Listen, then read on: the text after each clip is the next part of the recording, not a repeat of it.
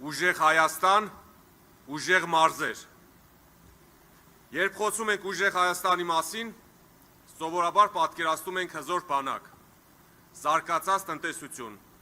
ազդեցիկ դիվանագիտություն։ Բայց ես ձեզ հարց ունեմ. կարող է երկիրը լինել ուժեղ, երբ նրա մարզերը թուլացած են։ Կարող է երկիրը լինել մրցունակ, եթե նրա բնակչության մեծ մասը չունի հավասար հնարավորություններ։ Պատասխանը միանշանակ է՝ ոչ։ Եթե խոսենք անկեղծ, ապա պետք է ասենք, որ Հայաստան այսօր կարծես երկու երկիրը մեկում լինի։ Մի կողմում Երևանն է, որտեղ կենտրոնացած են բոլոր հնարավորությունները, մյուսում մարզերը, որտեղ դպրոցներ են փակվում, հիվանդանոցները չունեն սարքավորումներ, երիտասարդները հեռանում են, ու հեռանում են նվազագույնը Երևան, իսկ ավելի վատ դեպքերում, որը գերակշռում է, հեռանում են երկրից։ Գյումրիում երիտասարդները խորը տարագներում պահում են իրենց բարձրագույն կրթությունը ու գնում են Երևան աշխատելու, որովհետև Գյումրիում աշխատանք չկա այդ մասնագիտությամբ։ Վանաձորում գործարանները փակ են կամ աշխատում են նվազագույն հզորությամբ, կիսատ պռատ են։ Ում է պետք ձեր տուրիզմը, երբ հյուրանոցները քիչ են, երբ սպասարկումը չի հասնում անհրաժեշտ որակի։ Ում է պետք ձեր սիրելի ասֆալտը, երբ մարդիկ անվտանգ չեն, երբ ամենուրեք ադրբեջանական դրոշներ ունենք։ Մարզերը դադարվում են,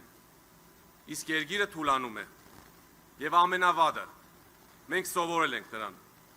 Սովորել ենք դրան ու մեզ թվում է, թե դա նորմալ է։ Բայց ոչ, սա նորմալ չէ, սա ոչ էլ անխուսափելի է։ Ուժեղ երկիրն այն է, որտեղ բոլոր մարզերն են զորեղ։ Ուժը միայն մայրաքաղաքում չի կարող լինել։ Իսկ հիմա եկեք պատկերացնենք մեկ այլ Հայաստան։ Պատկերացրեք Գյումրի,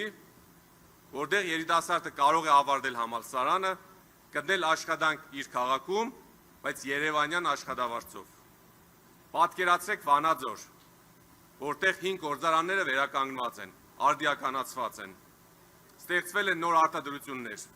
բայց օգտագործելով տեղական ռեսուրսները։ Պատկերացրեք Սյունիք, որտեղ սահմանամերձ գյուղերը ստացել են ամեն ինչ՝ նորակառույց տներ, նորոգված դպրոցներ, ժամանակակից հիվանդանոցներ, որակյալ մասնագետներ, ուսուցիչ, բժիշկ, քանդակագործ, ու որտեղ ապրում են մարդիկ ոչ թե վախի մեջ, այլ արժանապատվությամբ։ Պատկերացրեք Տավուշ, Վայոց ձոր, Արագածոտն, որտեղ զարգացած է էկոտուրիզմը, որտեղ գյուղացին վաստակում է ոչ միայն գյուղատնտեսությամբ, այլ նաև տուրիզմից։ Որոշները կարող եք ասել, լավ,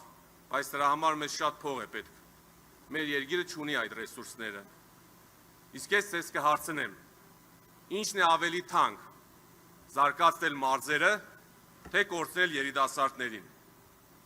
Չեմ զարմանում, եթե մի օր էլ մեզ ասեն,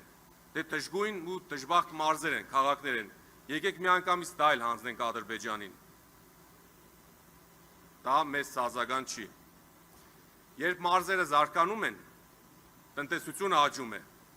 անվտանգությունը ամրապնդվում է, երկիրը դառնում է ավելի մրցունակ։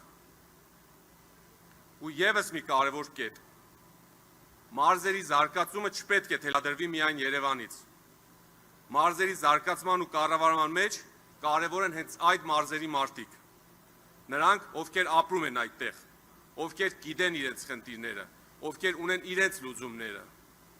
Մենք պետք է լսենք այդ մարդկանց։ Ոչ թե սովորության համաձայն դուռը փակենք նրանց երեսին։ Եվ այս դեպքում մենք ունենանք մի ամբողջ երկիր, որտեղ անկախ նրանից ուր ես ծնվել, ունես հավասար հնարավորություններ։ Սրա արդեն իրականացված ու վառ օրինակն է հենց Տաշիրը, որտեղ ծնվել ու մեծացել է Սամվել Կարապետյանը,